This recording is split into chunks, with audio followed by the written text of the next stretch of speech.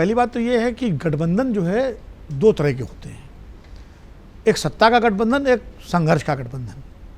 बाकी कोई गठबंधन नहीं होता है। दल मिल जाए, दिल ना मिलने तो कोई मतलब नहीं है। दलों के साथ साथ दिलों को मिलना चाहिए। दिल कब मिलते हैं? जब संघर्ष का गठबंधन हो, सड़क का गठबंधन हो। 1974 में जब जेपी आंदोलन शुरू हुआ तो सारे दल उस संघर्ष में शामिल थे।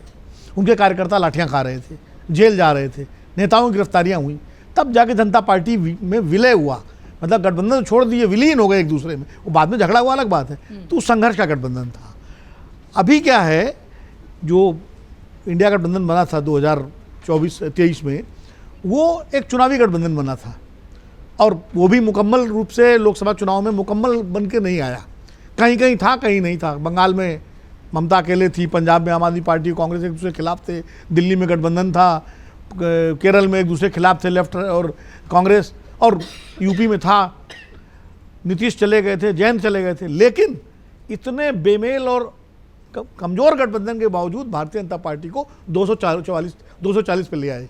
400 पार नहीं होने दिया। राम मंदिर का उद्घाटन भी हो गया, G20 भी हो गया, सारा मतलब जो है, जो भाजपा का एजेंडा है वो पूरा लागू हो चुका था।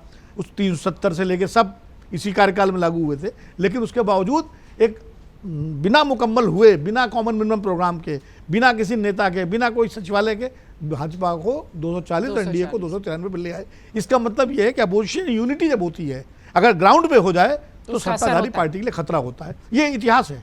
77 में हुई, कांग्रेस बाहर हुई, 89 में हुई, फिर कांग्रेस बाहर हुई। अब देखिए, जब जब अपोजिशन यूनिटी का इंडेक्स स्ट्रांग होता है, वो स्ट्रांग होना चाहिए। तो इसलिए मैंने ये उदाहरण दिया कि 24 में इतना बेमेल होने के बावजूद 240 पर आ गए। ये हुआ। अब बात करते हैं जो अभी मौजूदा सिनेरियो है। देखिए, नेता मिल लिए, भाषण अच्छे अच्छे हो गए। राहुल गांधी का भाषण बड़ा वायरल हो रहा है जो उन्होंने दिया है कल।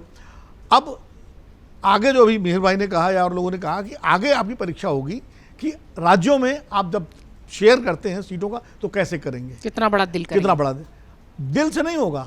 सवाल ये कार्यकर्ताओं की एकता कैसे होगी। आपको सड़क पर उतरना पड़ेगा एकजुट होकर के।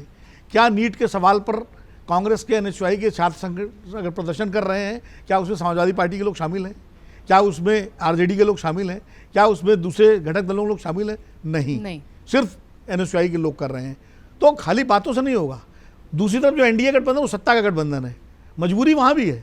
वहाँ जो उसके घटक है उनकी मजबूरी है सत्ता में रहना। उन्हें मालूम है बीजेपी के साथ सत्ता मिल सकती है, अकेले नहीं मिल सकती, तो बने रहो। इनकी मजबूरी है कि हार रहे हैं तो कहाँ जाए, एक साथ रहो। तो दोनों तरफ मजबूरियाँ हैं, एक तरफ सत्ता की मजबूरी, एक तरफ संघर्ष की मजबूरी।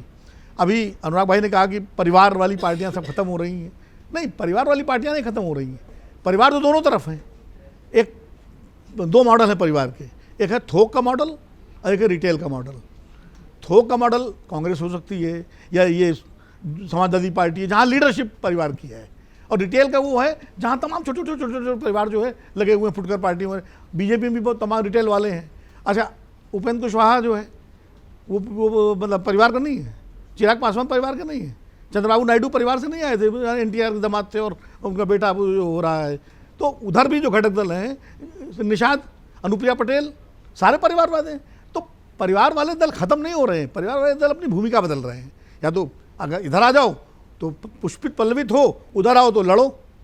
तो ये है परिवार की राजनीति इस देश में खत्म क्यों नहीं होती है।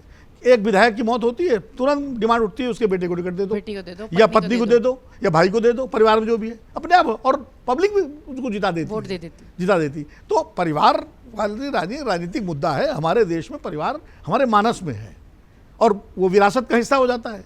तो इसलिए ठीक है, वो एक मुद्दा बन जाता है। भविष्य की जहाँ तक बात है, विलय जो है, ममता बनर्जी विलय करेंगी या नहीं करेंगी, कांग्रेस करेगी कि नहीं करेगी, ये एक यक्ष प्रश्न है। चर्चा चली है, ऐसा नहीं है चर्चा नहीं चली है। चर्चा न चली होती, हमारे अमर उजाला ने खबर ब्रेक की, हम लोगों ने भी चर्चा की, बाकी सब मीडिया में आई। लेकिन कहते हैं ना, जब तक शादी पूरी तरह से मुकम्मल ना हो जाए तब तक बताई नहीं जाती है, क्योंकि नज़र लग जाती है लोगों की। और यहाँ तो बड़ी नज़र है एनडीए की, बीजेपी, तो इसलिए बहुत चीज़ें ओपन नहीं की जा रही हैं। लेकिन मुझे लगता है कि कुछ न कुछ तो जरूर पक रहा है, क्योंकि ममता बनर्जी के सामने भी एक संकट है। उनकी पार्टी अगर खड़ी नहीं हुई बंगाल में तो नीतीश कुमार जैसा हाल हो जाएगा। अगर आप ये वीडियो YouTube पर देख रहे हैं तो हमारे चैनल को सब्सक्राइब कर बेल आइकन दबाएं और Facebook पर देख रहे हैं तो हमारे पेज को लाइक करें।